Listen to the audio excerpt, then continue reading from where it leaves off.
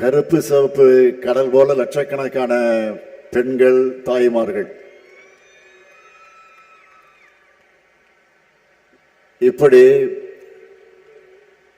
ஒரே இடத்துல கூடதான் கூடியிருப்பதாக வரலாறே இருக்காது.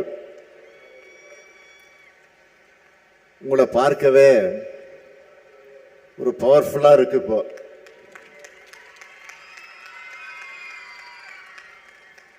பவர்ஃபுல்லா மட்டும் இல்ல, உமன் பவர்ல திமுக திரும்பவும் பவருக்கு வரப்போகிறது என்பது உறுதியாகியிருக்கு.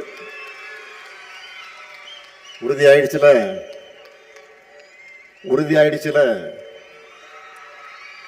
கேட்கல, உறுதியாயிடுச்சுல மகிழ்ச்சி. இப்படி ஒரு பவர்ஃபுல் மாநாட்டை மிக சிறப்பாக இந்த மாநாட்டு பணிகள் எல்லாம் முழுமையாக தன்னுடைய தோளில் சுமந்து வெற்றிகரமாக நிறைவேற்றி காட்டி இருக்கக்கூடிய ஆற்றல் மிக்க செயல் வீரர், என்னுடைய அன்பு சகோதரர் செந்தில் பாலாஜி அவர்களுக்கு முதல்ல என்னுடைய மனமார்ந்த பாராட்டுக்கள். எந்த களத்தில் இறங்கினாலும் அவருக்கு கொடுத்த பணியை பிரம்மாண்டமா செய்யக்கூடியவர் செந்தில் பாலாஜி அவர்கள். மேற்கு மண்டல மாவட்டங்கள் இருக்கிற மக்களோட அன்பும் ஆதரவும் அவருடைய திறமையும் ஒன்று சேர்ந்து நம்மோட எதிர்பார்ப்புகளை மட்டுமல்ல அதுக்கு மேல நிறைவேற்றி காட்டக்கூடியவர். அதேபோல் இந்த மாநாட்டுக்கு தலைமையேற்றிருக்கக்கூடிய கழகத்தின் துணை பொதுச் செயலாளர், நாடாளுமன்ற குழுவினுடைய தலைவர், என்னுடைய அன்பு தங்கை கனிமொழி அவர்களுக்கும் அவருக்கு துணையாக உடனிருக்கிற மகளிரணி நிர்வாகிகள் அனைவருக்கும் தலைமை கழகத்தின் சார்பில் என்னுடைய பாராட்டுக்களையும் வாழ்த்துக்களையும் நன்றியையும் நான் தெரிவித்துக் கொள்கிறேன். கனிமொழியை பொறுத்தவரை கவிஞர், பத்திரிகையாளர், மரபு கலைகள்ல ஆர்வம் கொண்டவர்னு பன்முக திறமை கொண்டவர். எப்பவுமே புன்னகை மாறாத முகத்தோடு இருப்பார். இப்ப பாருங்க, முகத்தை பாருங்க.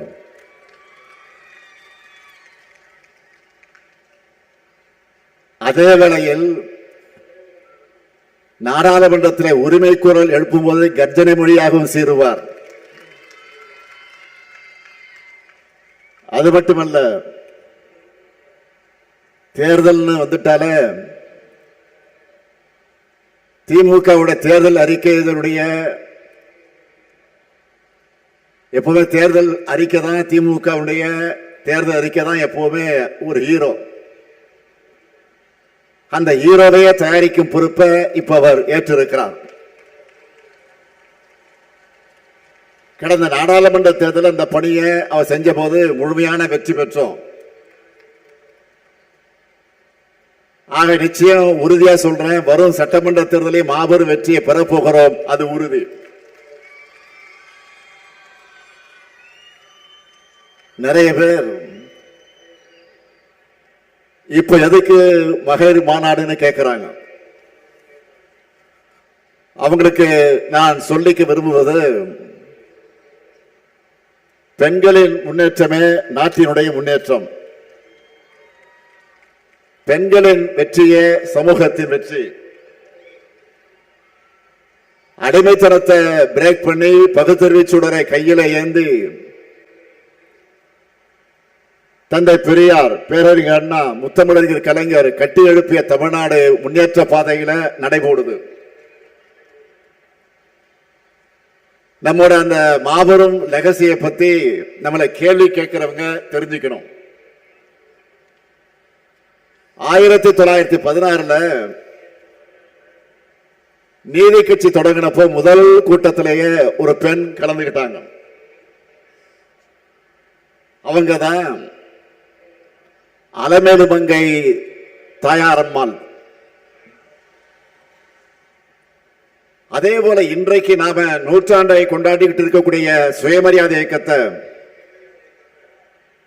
1925ஆம் ஆண்டு தந்தை பெரியார் தொடங்கினார். அப்போ மூவலூர் ராமாமிர்த அம்மையார் போன்ற பல பெண்கள் அதில் பங்கெடுத்தாங்க. 1949 திமுக தொடங்கினப்போ சத்தியவாரமுத்து உள்ளிட்ட பலர் கலந்துகிட்டாங்க. 1967 அண்ணா தலைமையில் அமைந்த அமைச்சரவையிலும் அவங்க இடம் பெற்றாங்க. இந்த வரலாறு அத்தனை நான் சொல்வதற்கு என்ன காரணம், ஏன் சொல்றேன்னா, தொடக்கத்தில் இருந்த திராவிட இயக்கத்தில் பெண்கள் முக்கிய பங்கு வகிச்சிருக்கிறாங்க. இந்த மகளிர் அணியுடைய தொடக்கம் எது தெரியுமா? பெண்களுக்கான ஒரு தனி அமைப்பு வேணும்னு பேரறிஞர் அண்ணா அவர்கள் 1956ஆம் ஆண்டு கழகத்தின் மகளிர் மன்றத்தை தொடங்கினார். அதை தொடர்ந்து மகளிர் மன்றத்தை மகளிர் அணியா விரிவாக்கி வலுவான கட்டமைப்பை உருவாக்கினார் நம்முடைய உயர்நிகர் தலைவர் கலைஞர் அவர்கள். மிகப்பெரிய மாநாடுகளையும் நம்ம மகளிர் அணி நடத்தி இருக்காங்க. அதனுடைய தொடர்ச்சி தான் நீங்க எல்லாரும். நிறைய இளம்பெண்கள் இங்க வந்திருக்கிறத பார்க்கும்போது பெருமையா இருக்கு. திராவிட இயக்கத்தில் பெண்கள் பங்களிச்ச வரலாற்றை தெரிஞ்சுக்கிறது மட்டும் இல்ல, திராவிட இயக்கத்தால் பெண்கள் அடைந்த வளர்ச்சியை உங்க வயசில் இருக்கக்கூடிய மற்ற பெண்களுக்கும் எடுத்து சொல்லணும். 100 ஆண்டுக்கு முன்னையே நம்முடைய முன்னோர் அவ்வளவு செஞ்சிருக்காங்களே, இப்ப நாம அதையும் தாண்டி பணியாற்றணும்னு உங்களுக்குள்ள ஒரு உத்வேகம் பிறக்கணும். எந்த நிலைமையில இருந்து நான் முன்னேறி வந்திருக்கோம்னு கொஞ்சம் யோசிச்சு பாருங்க. பெண்கள் படிக்க கூடாதுன்னு சொன்னாங்க, அடுப்படியை தாண்டி போக கூடாதுன்னு நிறுத்தி வச்சாங்க. ஆண்களை சார்ந்து மட்டுமே இருக்கணும்னு அடிமைப்படுத்தப்பட்டாங்க. அதையெல்லாம் உடைச்சு எரிஞ்சது யாரு? நம்ம திராவிட இயக்கம் தான். அதை மட்டுமா பண்ணணும்? தேவதாசி முறையை ஒழிச்சோம். சட்டம் போட்டு பெண்களுக்கு சொத்துரிமையை பெற்று தந்தோம். பெண் ஏன் அடிமையானால்னு கேள்வி கேட்டு பெண்களின் கல்வி உரிமை சம உரிமைக்கு நாம் போராடி இருக்கிறோம். அதனால இன்னைக்கு இவ்வளவு தூரம் முன்னேறி வந்திருக்கிறோம். தமிழ்நாட்டை பாருங்க, நாட்டில் இருக்கக்கூடிய மற்ற சில மாநிலங்களையும் பாருங்க. போன வாரம் கூட ராஜஸ்தான்ல பெண்கள் மொபைல் போன் பயன்படுத்தக்கூடாதுன்னு சில குழுக்கள் தடை போட்ட செய்தி வந்துச்சு. ஆனா நம்ம ஊர்ல ஆப்பிள் போன்களை தயாரிக்கிற தொழிற்சாலைகளை அதை அசம்பிள் பண்றது பெண்கள் தான். திராவிட இயக்கமும் நம்மோட தலைவர்களும் பண்ண புரட்சியோட விளைவுதான் பெண் விடுதலை, மகளிர் முன்னேற்றம். இன்னைக்கு எல்லா கட்சிகளையும் பெண்களுடைய பங்கு குறிப்பிடத்தக்க அளவுக்கு இருக்கு. அதுக்கும் நாம ஏற்படுத்தின விழிப்புணர்வு தான் காரணம். ஆனா வளர்ந்த நாடுகள் கூட எங்கேயுமே பெண்களுக்கான போதிய பிரதிநிதித்துவம் இன்னும் கிடைக்கல. உள்ளாட்சி அமைப்புகள்ல பெண்களுக்கு 33 விழுக்காடு இடஒதுக்கீட்டு நிறைவேற்றினார் நம்முடைய தலைவர் கலைஞர் அவர்கள். 50 விழுக்காடு இடஒதுக்கீடு சட்டத்தை நடைமுறைப்படுத்தக்கூடிய வகையில நகர்ப்புற உள்ளாட்சி தேர்தலை நாம் ஆட்சிக்கு வந்து நடத்தணும். தமிழ்நாட்டில் இப்போ பெண் மேயர்கள் தான் அதிகம். உள்ளாட்சியில் உங்களுக்கு கிடைச்சிருக்கக்கூடிய அதிகாரம் நாடாளுமன்றத்திலும் சட்டமன்றத்திலும் கிடைக்கணும். அதுதான் திமுகவுடைய லட்சியம். அதுக்காகத்தான் 33 விழுக்காட்டுக்காக தொடர்ந்து போராடுகிறோம். 2017 தலைநகர் டெல்லியிலே இதுக்காக நம்ம மகளிரணி சார்பில் போராட்டம் நடத்தப்பட்டுச்சு. நாடாளுமன்றத்திலே தங்க கனிமொழி இதுக்காக அழுத்தமாக குரல் கொடுத்தார். தமிழ்நாட்டுடைய குரலாக மட்டுமல்ல, ஒட்டுமொத்த இந்திய பெண்களின் குரலா நாடாளுமன்றத்தில் கனிமொழி பேசினாங்க. தேவையே இல்லாத நிபந்தனையோடு பெண்களுக்கான 33 விழுக்காடு மசோதாவை ஒன்றிய பாஜக அரசு நிறைவேற்றிருக்கு. தேவையா இல்லாத நிபந்தனையோடு நிறைவேற்றிருக்கு. அது எப்போ நடைமுறைக்கு வரும் சொல்ல முடியாத நிலைதான் இருக்கு இன்றைக்கு. இது எதை காட்டுது? ஆபரேஷன் சக்சஸ், ஆனா பேஷன் டெட் சொல்லுவாங்கல்ல, அப்படி இருக்கு அவங்களுடைய செயல்பாடு. பெண்களாகிய உங்களுக்கு நாடாளுமன்றத்திலும் சட்டமன்றத்திலும் அதிகாரம் கிடைப்பதை பாஜக விரும்பல. அதனால பெயரளவுக்கு மசோதாவை நிறைவேற்றிட்டு காலத்தை கடத்துறாங்க. ஆனா நம்ம திராவிட மாடல் ஆட்சியை பொறுத்த வரைக்கும் இது பெண்களுக்கான ஆட்சி. மகளிர் எல்லோரும் இன்னைக்கு அவ்வளவு மன நிறைவா மகிழ்ச்சியா அதிகாரத்தோடு இருக்காங்க. இந்த கூட்டத்தில் என்னோட அம்மாவை போல நிறைய பேர் இருக்கீங்க. எனக்கு சகோதரிகளாக நிறைய பேர் இருக்கீங்க. ஏன் என்னோட மகள்களாக எத்தனை பேர் வந்திருக்கீங்க. உங்க எல்லாருக்கும் எது தேவைன்னு பார்த்து பார்த்து திட்டங்களை உருவாக்கி கொண்டிருக்கிறோம். நம்முடைய வெள்ளம் தமிழ் பெண்களை கொண்டாடிட்டு இருக்கோம். பெண்களுக்காக நாம செயல்படுத்துகிற திட்டங்களை முக்கியமான சிலவற்றை மட்டும் இங்க எடுத்து சொல்றேன். பல பேர் குறிப்பிட்டு காட்டி இருக்கிறாங்க. இருந்தாலும் நான் நினைவுபடுத்த விரும்புகிறேன். 1,30,69,831 சகோதரிகளுக்கு கலைஞர் மகளிர் உரிமை திட்டத்தில் மாதந்தோறும் 1000 ரூபாய் உரிமை தொகையை கொடுக்கிறோம். குடும்பங்களுக்காகவும் சமூகத்துக்காகவும் தலைமுறையாக உழைக்கிற பெண்களுடைய உரிமை அது. திட்டத்தின் பேர்லயே உரிமையை கொண்டு வந்து புரட்சியை பண்ணோம். திட்டமும் பெரிய சக்சஸ். தினமும் எத்தனை பேட்டிகள், எத்தனை பேருடைய வாழ்க்கை கதைகள் இந்த திட்டத்தோட வெற்றியை எடுத்து சொல்லிக்கிட்டே இருக்கு. இந்த உரிமை தொகை பல பெண்களுக்கு சுயமரியாதை ஏற்படுத்தி தந்திருக்கு. நிறைய பேருக்கு தன்னம்பிக்கை கொடுத்திருக்கு.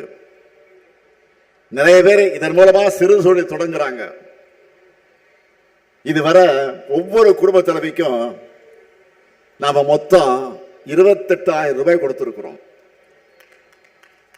இது சமூகத்தில் மிகப்பெரிய அளவில் பாசிட்டிவ் இம்பாக்டாக உருவாக்கி இருக்கு. அதே போல நம்முடைய மற்றொரு புரட்சிகரமான திட்டம் தான் மகளிர் விடியல் பயணம். 10 ஆண்டு இடைவெளிக்கு பிறகு திமுக ஆட்சிக்கு வந்திருக்கு. ஸ்டாலின் முதலமைச்சராக ஆகி இருக்கிறார் என்ற மாற்றம். ஆட்சிக்கு வந்து அடுத்த நாள் எதிரொலிக்க வேண்டும் என்று நினைச்சேன். அப்படி சிஎம்மா நாம் போட்ட முதல் கையெழுத்து பெண்கள் கட்டணம் இல்லாமல் பேருந்தில் பயணம் செய்யக்கூடிய திட்டத்துக்கு தான். நான் சிஎம் ஆன அடுத்த நாள் பஸ்ல ஏறினதும் டிக்கெட் வாங்க காசு கொடுத்த பெண்கள் கிட்ட மு.க. ஸ்டாலின் ஆட்சிக்கு வந்துட்டார், இனிமே நீங்க டிக்கெட் எடுக்க தேவையில்லைன்னு சொல்லப்பட்டுச்சு. நாம ஆட்சிக்கு வந்ததும் முதல்ல பெண்களின் வாழ்க்கையில தான் மகிழ்ச்சி ஏற்படுத்தணும். இந்த விடியல் பயணத்துல உங்களுக்கு ஒரு சுதந்திரமும் முக்கியத்துவம் கிடைக்குதா இல்லையா? அதுதான் என் கனவு, என்னுடைய லட்சியம் எல்லாம். இந்த திட்டத்தால பெண்கள் பயணம் செய்யறதே பெரிய அளவுக்கு அதிகரிச்சிருக்கு. நிறைய வாய்ப்புகளை தேடி போய் வாழ்க்கையில முன்னேறிட்டு இருக்காங்க. பல மகளிர் காலையிலே பஸ்ல வேலைக்கு போறாங்க. பூ, காய்கறி, மீன் விற்பனை செய்யறது, சிறு தொழிலில் ஈடுபடுறாங்க. உரிமை தொகையாக கிடைக்கிற 1000 ரூபாயோட சேர்த்து விடியல் பயணம் திட்டத்தால மாசம் 1000 ரூபாய் கூடுதலா மிச்சம் பண்றாங்க. வேலைக்கு போறவங்க, கோயிலுக்கு போறவங்க, உறவினர்களை பார்க்க போறவங்க, கல்லூரிக்கு போறவங்க, தேர்வுக்கு தயாராக நூலகத்துக்கு போறவங்க, அனைத்து தரப்பு பெண்களுக்கும் இது பயனுள்ளதா இருக்கு. இப்படி இதுவரை 900 கோடி முறை பயணம் செஞ்சிருக்கிறாங்க. அடுத்து அரசு பள்ளியில படிச்சு முடிக்கிற பெண்கள் கல்லூரியில் சேரக்கூடிய எண்ணிக்கை குறைவாக இருக்கிறத கண்டுபிடிச்சோம். இதை எப்படி தடுக்கலாம்னு யோசிச்சு உருவாக்கப்பட்ட திட்டம் தான் புதுமை பெண் திட்டம். சுமார் 7 லட்சம் மாணவிகளுக்கு மாதம் 1000 ரூபாய் வழங்கப்படுது. இதனால இப்ப பள்ளி முடிக்கிற பெண் பிள்ளைகள் மட்டுமில்லாம பல ஆண்டுகளுக்கு முன்னாடியே படிப்பை பாதியிலே நிறுத்தின பெண்களும் மீண்டும் கல்லூரிக்கு அடியெடுத்து வைக்கிறாங்க. தன்னுடைய மகனோடு சேர்ந்து கல்லூரிக்கு போற ஒரு அம்மாவை, மகனோடு சேர்ந்து கல்லூரிக்கு போகக்கூடிய ஒரு அம்மாவை கல்வியில் சிறந்த தமிழ்நாடு நிகழ்ச்சியை நான் பார்த்தேன். இதுதான் புதுமை பெண் திட்டத்தோட வெற்றி. அதே நிகழ்ச்சியில நான் முதல்வன் திட்டத்தால ஜப்பானிய மொழி கத்துக்கிட்டு வேலை கிடைச்ச ஒரு மாணவி அந்த மொழியிலேயே எனக்கு நன்றி சொன்ன வீடியோவை நீங்க பார்த்திருப்பீங்க. இப்படி நான் குறிப்பிட விரும்புவது, நான் முதல் திட்டத்திலேயே கடந்த 4 கல்வியாண்டுல 22,17,543 பயிற்சி சான்றிதழ்களை மாணவிகளுக்கு வழங்கி இருக்கிறோம். அவங்கள இப்ப பல பேரும் இப்ப நல்ல வேலைகள் இருக்காங்க. என்னதான் பெண்கள் வேலைக்கு போக ஆரம்பிச்சிட்டாலும் உங்களுக்கு நடைமுறையில் இருக்கக்கூடிய பெரிய சுமை என்பது சமையலறை. அவசர அவசரமாக வேலைக்கு கிளம்பும் பெண்கள் தான் சமையல் வேலையும் பார்க்கணும். என் நிலைமை இன்னமும் தொடர்ந்து தான் இருக்கு, அது தொடர்ந்துதான் செய்யுது. இதனால சில நேரங்களில் குழந்தைகளுக்கு காலை உணவை சரியா ரெடி பண்ண முடியாத சூழல் ஏற்படுது. பெண்களுடைய சமையலறை சுவையும் குறைக்கணும், குழந்தைகளுக்கு சத்தான உணவையும் சுவையான உணவையும் பரிமாறணும் தான் காலை உணவு திட்டத்தை உருவாக்கி இருக்கிறோம். இதனால ஒவ்வொரு நாளும் 19,34,069 குழந்தைகள் வயிறார சாப்பிடுறாங்க.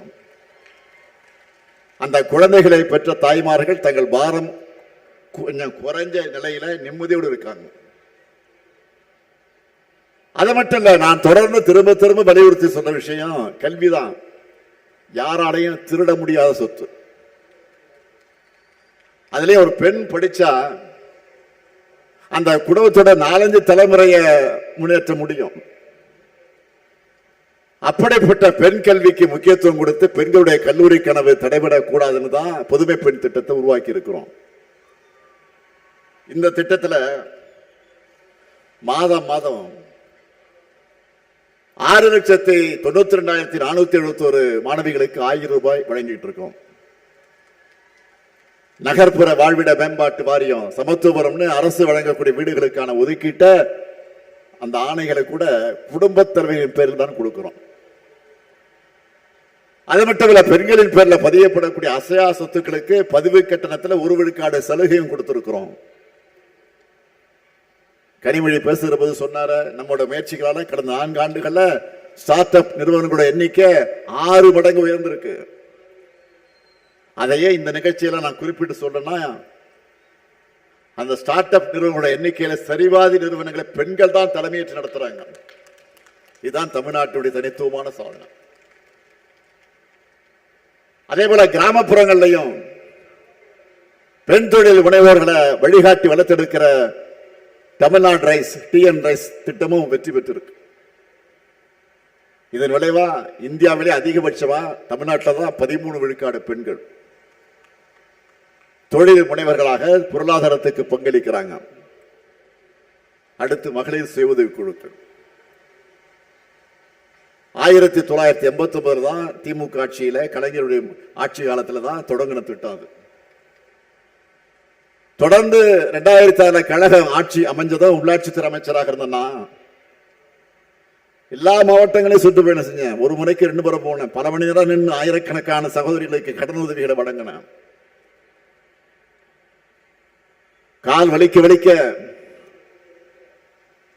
வழங்கினேன். இந்த திட்டத்தை பெரிய அளவில் விரிவுபடுத்தணும்.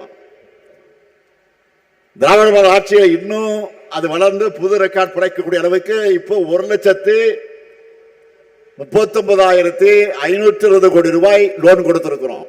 இப்போ உயர்கல்விக்காகவும் வேலை காரணமாக சொந்த ஊர்களை விட்டு போய் தங்கக்கூடிய பெண்கள் பாதுகாப்பா தங்களுடைய சொந்த வீட்டில் இருக்கிற மாதிரி உணர்வோடு தங்க வேண்டும் என்று இதுவரை 19 தோழி விடுதிகளை உருவாக்கி இருக்கிறோம். மேலும் பல புதிய விடுதிகளை கட்டிக்கிட்டு இருக்கிறோம். இப்போ நான் சொன்ன திட்டங்கள் எல்லாம் ரொம்ப குறைவுதான், சொல்ல நிறைய இருக்கு, நேரம் இல்லை. சிம்பிளா சொல்லணும்னா திராவிட மாடல் ஆட்சி பெண்களுக்கான ஆட்சி. ஏன் பெண்களுக்கு முன்னுரிமை அப்படின்னு சிலருக்கு இயல்பா கேள்வி வரும். பெரியார்கிட்டையும் இப்படி ஒரு கேள்வியை முன் வச்சாங்க. அப்போ என்ன சொன்னார் தெரியுமா? அந்த பெரியார் என்ன சொன்னார் தெரியுமா? இந்த பயன்கள் எல்லாம் உங்கள் வீட்டில் இருக்கக்கூடிய உங்களுக்கு, உங்களுடைய சகோதரிகள், உங்களுடைய மகள்கள், உங்களுடைய மனைவி, உங்க தாய்மார்களுக்கு தான் போய் சேருது. அவங்க முன்னேறினா உங்களுடைய சுமையும் தான் குறையும்னு ரொம்ப பிராக்டிக்கலா பதில விளக்கமா தந்தார் தந்தை பெரியார் அவர்கள். தந்தை பெரியாருடைய பதில் தான் இந்த முத்துவேல் கருணாநிதி ஸ்டாலினுடைய பதிலும்.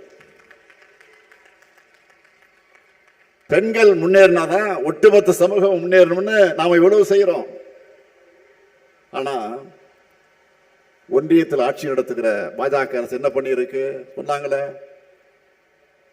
தந்தை உதயநிதியை சொன்னார், தங்கை கனிமொழியும் குறிப்பிட்டு சொன்னார், நாடு முழுக்க இருக்கக்கூடிய பெண்களுடைய வாழ்வாதாரத்துக்கு துணையாக திட்டம் எது? மகாத்மா காந்தி பெயரில் 100 நாள் வேலை திட்டத்தை இன்னைக்கு இழுத்து மூடி இருக்கிறாங்க. நான் டேட்டாவோட சொல்றேன். கடந்த 4 ஆண்டுகள்ல 100 நாள் வேலை திட்டத்தில் பயனடைந்தவருடைய விழுக்காடு எத்தனை விழுக்காடு பெண்கள் தெரியுமா? சொன்ன ஷாக் ஆகிடுவேன். 88% பெண்கள் தான். பெண்களுக்கு வாழ்வளித்த இப்படிப்பட்ட திட்டத்தை தான் நிறுத்தி இருக்காங்க. இதனால கிராம பொருளாதாரமும் பணப்புழக்கமும் அடிவாங்க போகுது. பாஜகவோட இந்த நடவடிக்கை பெண்களுக்கு முற்றிலும் விரோதமானது. அதுக்கு ஒத்து ஊதுறது யாரு? எதிர்கட்சி தலைவர் பழனிசாமி அவர்கள். அவர் என்ன சொல்லுகிறார்? 100 நாள் வேலை திட்டத்தை நிறுத்தல, 125 நாளா உயர்த்திருக்காங்கன்னு பச்சை பொய்ய பிரச்சாரமா பண்ணிட்டு இருக்காரு. யாரு? திரு எடப்பாடி பழனிசாமி அவர்கள். ஏற்கனவே ஆண்டுக்கு சராசரியாக 47 நாள் தான் வேலை கொடுத்திருக்காங்க. இனி அதுவும் கொடுக்க போறதில்ல. இது போதாதுன்னு புது திட்டத்தில் நிதிச்சுமையும் மாநிலங்களுடைய தலையில கட்டிட்டாங்க. இன்னும் எக்கச்சக்க கண்டிஷன்லாம் போட்டிருக்கிறாங்க.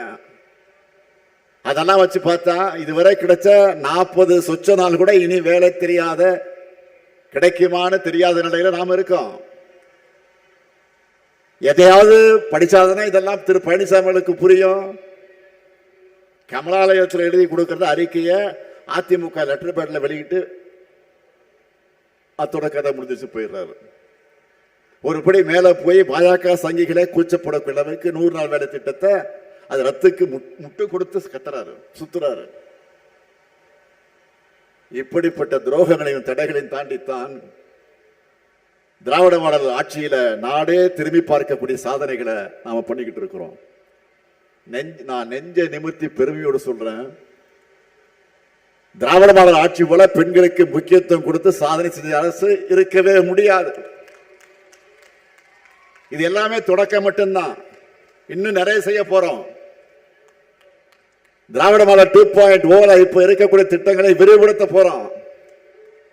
இதெல்லாம் மக்கள்கிட்ட போய் சேரணும்னா நீங்க தான் வீடு வீடாக போய் பிரச்சாரம் பண்ணணும். என்னதான் ஆண்கள் போனாலும்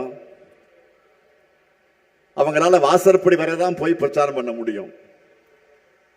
இதுவே பெண்களான நீங்க ஆளுக்கு போலாம், கிச்சன் வரைக்கும் போலாம். வீட்டுக்குள்ள மட்டுமல்ல, அந்த வீட்டு பெண்களுடைய மனசுக்குள்ளே நீங்க நிச்சயம் போக முடியும், நுழைய முடியும்.